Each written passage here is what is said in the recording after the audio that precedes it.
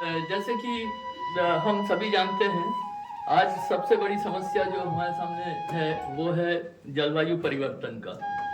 जो तापमान है वो बढ़ते जा रहा है, और अगर 1.5 डिग्री तापमान 1945 से हम गिन रहे हैं कि कितने बढ़ रहा है, और वो अगर 1.5 डिग्री तापमान से आगे गए तो बहुत सारी समस्या आएगी। जैसे रेखा जी ने पहले सत्र में बताए थे कि कृषि पे उसका असर आने लगा है ऑलरेडी। लेकिन बात यह है कि कृषि से जो उत्सर्जन होता है वो बहुत ज्यादा होता नहीं है। टोटल जो उत्सर्जन है वो कृषि में शायद 15% ऐसा ही उत्सर्जन होता है। ज्यादातर उत्सर्जन दूसरी चीजों में से है, जैसे हम दिखाएंगे। तो इसीलिए कृषि में तो हमको कुछ करना होगा ही होगा, लेकिन हमारे जो पूरे जो हमारे विकास के जो प्रणाली है उसमें हमको बदलाव लाना पड़ेगा। और वो बदलाव को अंग्रेजी में कहते हैं एनर्जी ट्रांजिशन, जिसका मैंने गूगल देख के उसका हिंदी करा हूँ ऊर्जा संक्रमण। बात यह है कि जो हम आजकल ऊर्जा का इस्तेमाल कर रहे हैं उसके ज्यादातर जो है जीवाश्मिक ईंधन से हम उसको लेते हैं, और जीवाश्मिक ईंधन को करने से वो उत्सर्जन होता है, तरह तरह का जो कार्बन डाइऑक्साइड है, दूसरे है। हमको ये जो हम जीवाश्मिक ईंधन का उपयोग कर रहे हैं इसको हमको बदलना होगा पुनर्नवीकरणीय जो स्रोत है उसके तरफ। तो मेरा आज का व्याख्यान उसी के ऊपर होगा। तो ये जो मैं कह रहा था कि सबसे ज्यादा जो उत्सर्जन हो रहा है वो है बिजली के उत्पादन से और ऊष्मा। जैसे यूरोप और अमेरिका के देशों में उनको ऊष्मा ज्यादा चाहिए होता है ठंड के मौसम में, इस मौसम में उसमें सबसे ज्यादा होता है। फिर दूसरे जो ट्रांसपोर्ट है उसमें होता है। तो एग्रीकल्चर जैसे आप देख रहे थे और नीचे है, फिर दूसरे चीजें हैं। लेकिन समस्या सबसे बड़ी बात यह है कि जो कार्बन उत्सर्जन टोटल अभी आज की स्थिति में जो है वो 42 अरब टन है, जो कार्बन डाइऑक्साइड इक्विवेलेंट, मतलब अलग अलग गैस जो उत्सर्जन कर रहा है जिससे ग्रीन हाउस हो रहा है, गर्मी बढ़ रही है, उसको वो इक्विवेलेंट कर लेते हैं। कार्बन डाइऑक्साइड के इक्विवेलेंट कितना है तो वो 42 अरब टन है। और कार्बन शोषण एक होता है, कार्बन सिक्वेस्ट्रेशन जो है कि हमारे जिसमें पेड़ पौधे हैं वो कार्बन को सोखता है, और दूसरा है कार्बन का रिमूवल। कुछ कुछ तकनीक ऐसा है कि आप कार्बन डाइऑक्साइड है उसको आप हटा सकते हो, उसका भी तकनीक आया है। लेकिन ये दोनों मिला के सिर्फ 2 अरब टन हो रहा है, जबकि हम उत्सर्जन 42 अरब टन कर रहा है। और कार्बन का शोषण, सिक्वेस्ट्रेशन और रिमूवल, निष्कासन, इससे हमको सिर्फ 2 अरब टन हम उसको कम कर पा रहे हैं। तो हर साल जो है 40 अरब टन, और ये बढ़ते ही जा रहा है क्योंकि हमारा जो खपत है वो बढ़ रहा है, तो ये कार्बन उत्सर्जन बढ़ते जा रहा है। तो इसीलिए हमको जो है सिर्फ ये शोषण और निष्कासन से इस समस्या जो है जलवायु परिवर्तन का, इससे हम निजात नहीं पा सकते हैं। हमको ऊर्जा संक्रमण करना होगा। जो जीवाश्मिक ईंधन है उससे हमको हटके पुनर्नवीकरणीय या दूसरे स्रोत है जिससे उत्सर्जन नहीं हो, ऐसे स्रोतों का इस्तेमाल करना होगा। ये अगर हम भारत के संदर्भ में देखें कि हमारा जो अभी प्रति व्यक्ति बिजली का खपत है, जो एक देता है कि हमारे पूरे देश में ऊर्जा के खपत कितना है, उसका हम बिजली के खपत को एक अगर प्रॉक्सी लेके चलते हैं तो 700 यूनिट है। जबकि यूएस को हम देख ले 16,000 यूनिट है। स्कैंडिनेवियन कंट्रीज को देख ले वहां ये करीब 40,000 यूनिट है। तो हमारे ज्यादातर लोग जो है सही मायने में ऊर्जा का इस्तेमाल नहीं कर रहे जैसा होना चाहिए। एक डिग्निफाइड अगर जिंदगी जीना है, सही जीना है, उसके लिए जितने ऊर्जा के खपत होनी चाहिए वो हमारे देश में है नहीं, बहुत कम है प्रति व्यक्ति के हिसाब से। तो हमको तो बढ़ाना होगा। हमारा जो ऊर्जा का खपत है वो अगर हम एक स्तर तक पहुंचना चाहते हैं, जो एचडीआई की बात आई थी कि एक पहले सत्र में बात आई थी कि हमारी एचडीआई बहुत लो है, कंपैरेटिवली बहुत कम है, उसको अगर हमको और अच्छा करना है तो ऊर्जा खपत बढ़ाना होगा। तो ऊर्जा खपत अगर हम बढ़ाएंगे तो हमारा उत्सर्जन भी बढ़ेगा। तो इसीलिए हमारे लिए तो और बहुत ज्यादा जरूरी है कि हम जो है पुनर्नवीकरणीय जो स्रोत है उसके तरफ जाए। और दूसरी बात यह है कि अभी जो हम आयात कर रहे हैं, हम कोयले को भी आयात करते हैं और पेट्रोल का तो आयात करते ही है। उससे 18% जो है हमारा जो पूरा आयात बिल है उसका खर्च जो है इस पे जाता है। अगर हम इसको हटा सके तो हमारी अर्थव्यवस्था के लिए भी और अच्छी बात है। जो हम आप देख रहे हैं ना कि भाई लगातार रुपए की कीमत गिरते जा रहा है, क्योंकि हमारे खपत ये जो आयात है वो हमारे निर्यात से बहुत ज्यादा है, तो वो समस्या को भी हम हल कर सकते हैं। तो इसीलिए हमारे इसमें जो लाजिमी है कि हम इस तरफ जाए। तो ऊर्जा संक्रमण के विधि कौन कौन से हैं? पहला है परमाणु विखंडन। जो एक परमाणु को अगर आप विखंडित कर दें तो उसमें ऊर्जा निकलता है, तो उस ऊर्जा को अगर आप कंट्रोल कर सके, नियंत्रण में ला सके, तो उसमें ये कर सकते हैं। परंतु उसमें बहुत सारी समस्या ये है कि जब वो आप विखंडन करने के बाद जो आपके पास रह जाता है वर्ज्य पदार्थ, वो रेडियो एक्टिव होता है, बहुत खतरनाक चीज होते हैं, और उसको आपको स्टोर करना होता है कहीं, तो उसको लेके बहुत सारी समस्या है। दूसरी बात, जो संयंत्र है जहां आप उस परमाणु का विखंडन कर रहे हो, वो कभी कभी किसी कारण से टूट गया या कुछ प्रॉब्लम हो गया, तो फिर बहुत ज्यादा उससे समस्या होती है। 2-3 बार ऐसे हो चुके हैं, चेरनोबिल में हुए हैं, फुकुशिमा में हुए हैं, थ्री माइल आइलैंड में हुए हैं, जिसके कारण अभी फिलहाल जो है परमाणु विखंडन से ऊर्जा उत्पादित तो हो रहा है, लेकिन वो उसको सीमित रखा गया है, उसको बहुत ज्यादा वो कर नहीं रहे। तो ये एक सीमित साधन है, इसमें बहुत ज्यादा हम कर नहीं सकते हैं। फिर दूसरा है परमाणु संलयन, यानी 2 परमाणुओं को अगर जोड़ दे और दूसरा एक परमाणु बनाए, तो उसमें से भी बहुत सारा ऊर्जा पैदा होता है, जो सूर्य में हो रहा है। जो हमारे सूर्य में जो प्रक्रिया चल रही है, 2 हाइड्रोजन एटम एक साथ आके और वो हीलियम बन रहा है, तो उसमें बहुत सारा ऊर्जा पैदा हो रहा है, जिससे हम सब जीवित है। लेकिन उसकी समस्या ये है कि ये जो है बहुत ऊंचे तापमान में होता है, तो उसके लिए कंटेनर बनाना, मतलब आप दो जो संलयन करेंगे, वो प्रक्रिया को आपको कहीं रोक के रखना होगा, तो ही उसका ऊर्जा का आप इस्तेमाल कर सकते हैं। सूर्य के केस में क्या हो रहा है कि सूर्य का गुरुत्वाकर्षण इतना ज्यादा है कि वो गैसों को एक साथ एक जगह पे रखे अभी फिलहाल। बाद में जाके क्या होगा वो 400 मिलियन साल बाद, वो अलग बात है। लेकिन अभी बात ये है कि उसका सूर्य का गुरुत्वाकर्षण इतना ज्यादा है कि वो हाइड्रोजन और हीलियम सब एक साथ है, तो एक ही जगह पे है, और वो ऊर्जा पैदा कर रहा है जिसमें हम सब जी रहे हैं।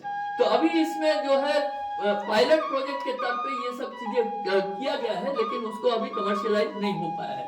तो ये भी एक बहुत अच्छा अभी तक नहीं साबित हुआ है ये तरीका। तीसरा है ग्रीन हाइड्रोजन। हाइड्रोजन को अगर हम जलाएंगे तो फिर वो क्या पानी बनेगा, उसमें से उत्सर्जन नहीं होता है, जो ये मतलब कार्बन डाइऑक्साइड का कोई उत्सर्जन नहीं है, तो ये भी एक अच्छा तरीका है। लेकिन वो ग्रीन हाइड्रोजन पैदा करना एक प्रॉब्लम है, अभी उसमें भी ये प्रॉब्लम ये आ रहा है कि ग्रीन हाइड्रोजन पैदा तो हो रहा है, लेकिन उसका जो है ठीक ठाक से अभी भी उसका तकनीक पूरा आया नहीं है। चौथा है वायु ऊर्जा। हाँ, वायु का जो चलते रहता है, कई जगह ज्यादा है, कई जगह कम है। जैसे यूरोप के देशों में कुछ देश ऐसे है कि वायु ऊर्जा से उन लोगों ने बहुत ज्यादा उत्पादन कर लिया है, बिजली का उत्पादन। हमारे देश में भी होता है, लेकिन ये भी पूरी तरीके से समस्या का हल नहीं कर सकता है, और इसमें और भी समस्या है जिसके बारे में मैं बाद में बताऊंगा। दूसरा है फोटोवोल्टेइक सौर ऊर्जा। आपके पैनल्स होंगे जिसमें आपके जो सेमीकंडक्टर इस तरह से होंगे कि उसमें अगर रोशनी आती है तो वो बिजली पैदा करते हैं। तो ये भी एक तरीका है जिससे बहुत सारा हमारे देश में बहुत सारा फोटोवोल्टेइक सौर ऊर्जा से, या तो पार्क्स में या छोटे छोटे मकानों में भी, जैसे हमारे मकान में भी हम लगा रखे हैं, तो ये हो सकता है। लेकिन ये दोनों का समस्या क्या है, वायु ऊर्जा और फोटोवोल्टेइक सौर ऊर्जा की समस्या अनरिलायबिलिटी है। ये हर समय आपको मिलेंगे नहीं। हाँ, कुछ दिन के समय कुछ मिला, या दिन में अगर क्लाउड है ऊपर से ढका हुआ है, तो भी आपको, दोनों में आपको स्टोरेज चाहिए होता है। आपको जब पीक डिमांड है, तब आप अगर इस ऊर्जा का इस्तेमाल करना चाहते हो, तो जब ये पैदा कर रहा है तब आपको उसको स्टोर करना होगा।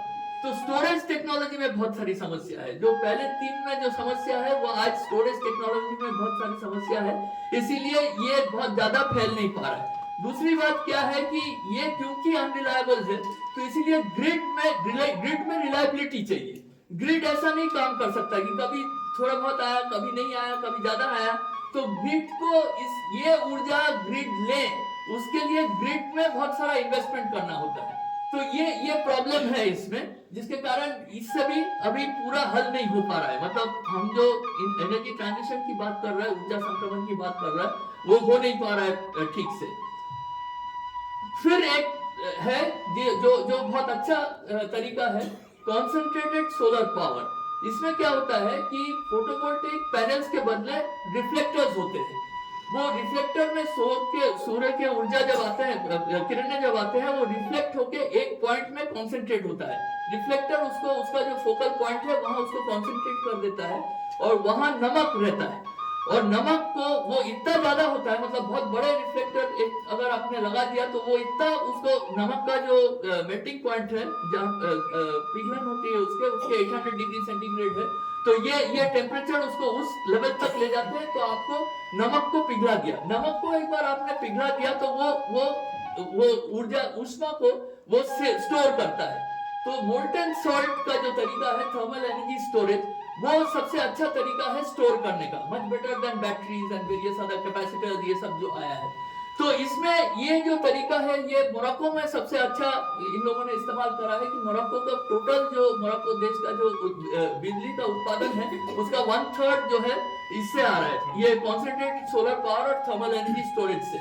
और ये छोटे स्तर पे भी आप कर सकते हैं, गांव के स्तर पे भी इसको किया जा सकता है। इसमें पैसा थोड़ा ज्यादा लगता है, लेकिन ये एक तरीका और ये रिलायबल है, क्योंकि आपने स्टोरेज बहुत अच्छा कर लिया। वो दिन के समय कितना भी बिजली है, कितना भी सौर ऊर्जा है, उसको आपने उत्पादन करके उसको आपने स्टोर कर लिया और उसको फिर आप रात को उस मोल्टन सॉल्ट का जो हीट है उससे आप जो है पानी को वाष्पीकृत करके, जिस तरह से कोल करता है, कोल प्लांट में क्या होता है कि कोल को जला के आपने पानी को वाष्पीकृत किया और फिर वो उस वाष्प के जो पावर है उससे आपने टरबाइन चला के बिजली पैदा कर ली, तो वो इसमें कर सकते हैं। तो ये कोल प्लांट के बराबर ही है और इसका कॉस्ट कोल प्लांट से कम है।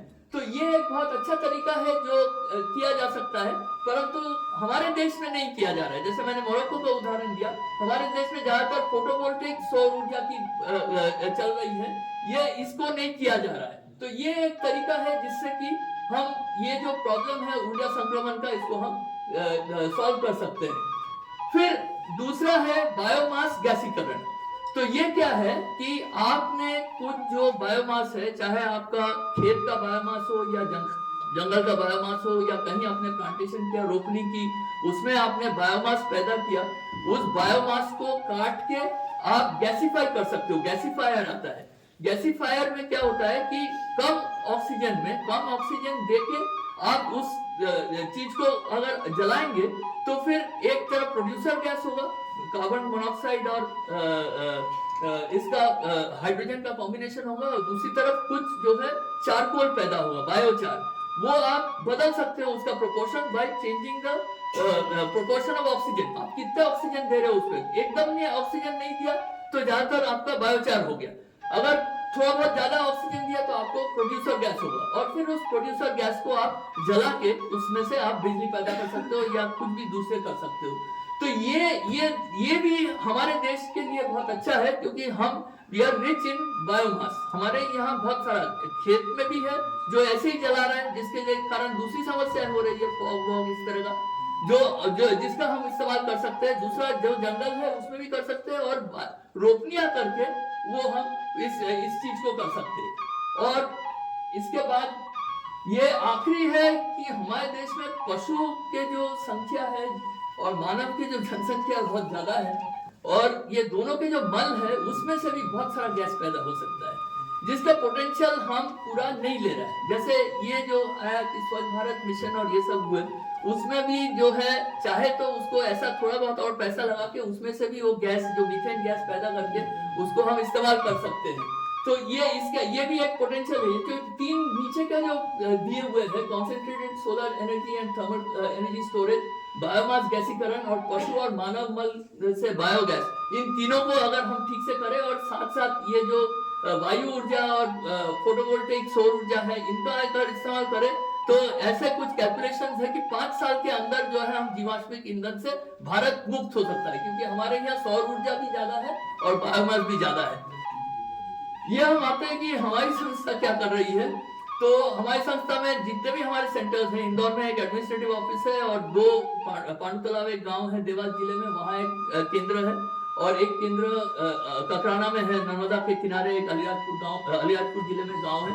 इन तीनों में हम फोटोवोल्टेइक सौर ऊर्जा लगा रखे हैं। तीनों में अधिकतर जो है जो उत्पादन होता है, क्योंकि अनरिलायबल है तो थोड़ा बहुत हमको ग्रिड से भी इलेक्ट्रिसिटी लेने होते हैं, लेकिन ये करते हैं।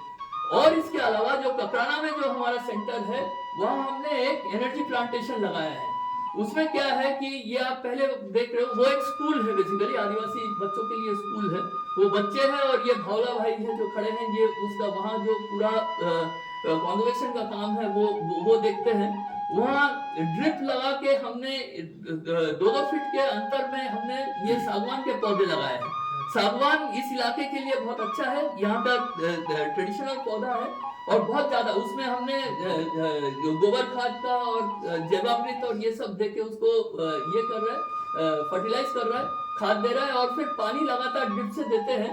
तो आप देख रहे हो कि ये 1 साल का ग्रोथ है, मतलब वो लगा रहा है। लेफ्ट साइड का चित्र है कि वो लगा रहा है उन पौधों को, और राइट साइड का जो चित्र है वो 1 साल बाद के, इस साल जब सितंबर अक्टूबर के फोटो है, 1 साल में 14-15 फुट वो बढ़ गया है। और अगले साल मतलब अगले इस साल नेक्स्ट ईयर 25 के अक्टूबर नवंबर में ये काटने लायक हो जाएगा। तो ये एक सर्कुलर मेथड है। सर्कुलर इसलिए कि ये जब ग्रोथ हो रहा है इसका, तब ये कार्बन शोषण कर रहा है। जब ये ग्रोथ हो रहा है तब कार्बन शोषण कर रहा है। इसको आपने काटा और फिर आपने बायोमास को गैसिफाई किया गैसिफायर में, तो आपने ऊर्जा पैदा की। तो उसमें जो जितना उत्सर्जन होता है एक तो कम होता है, क्योंकि ज्यादातर जो है CO2 नहीं हो रहा है आपका, और फिर कुछ बायोचार है जो आप जमीन में डाल देते हो वापस उसको सोख के।